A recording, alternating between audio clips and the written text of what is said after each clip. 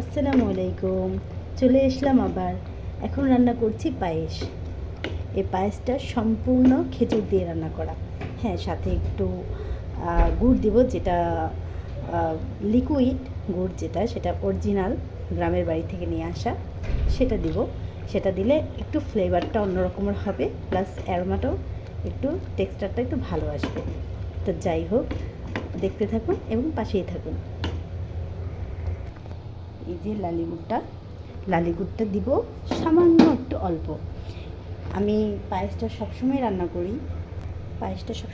করি, চেষ্টা করি যে মশলাগুলো একটু গুঁড়ো করে দেওয়ার জন্য, তাহলে জিনিসটা অনেক বেশি মানে ফ্লেভারটা ভালো হয়, প্লাস মশলাটা আর কি আপনার দাঁতের মধ্যে পড়ে না।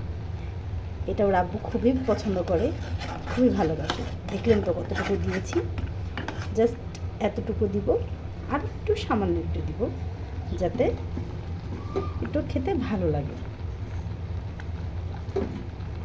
এই যে দেখলেন তো, শেষ। এখন এটা আমি রেখে দিলাম।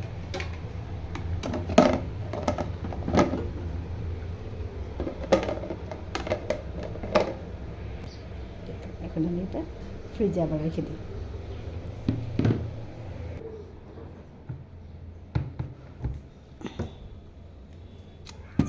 ফ্রিজে আবার রেখে দিলাম। লালিগুড়টা ফ্রিজে রেখে দিলে খুবই ভালো থাকে, এটার মানসম্মত থাকে আর কি। দেখুন ভিউয়ার্স, এখন কালারটা কতটাই হালকা একটা স্মুথি একটা কালার এসেছে, বেশি গাঢ়ও না বেশি হালকাও না, কিন্তু ফ্লেভারটা হবে একদম সেই লেভেলের একটা ফ্লেভার হবে, সেটা ঘ্রাণে পুরো এক বাটি চেটেপুটে খেতে পারবে। এটা বাচ্চাদের জন্য খুবই স্বাস্থ্যকর একটা খাবার। এটা প্রায় টাইমে বিকেলবেলা দেওয়ার চেষ্টা করবেন আপনাদের বাচ্চা, তাহলে দেখবেন বাচ্চারা খুব মজা করে খাবে।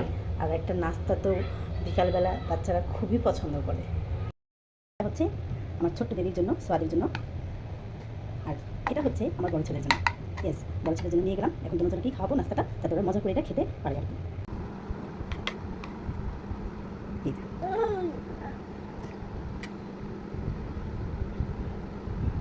আমিও খাবো।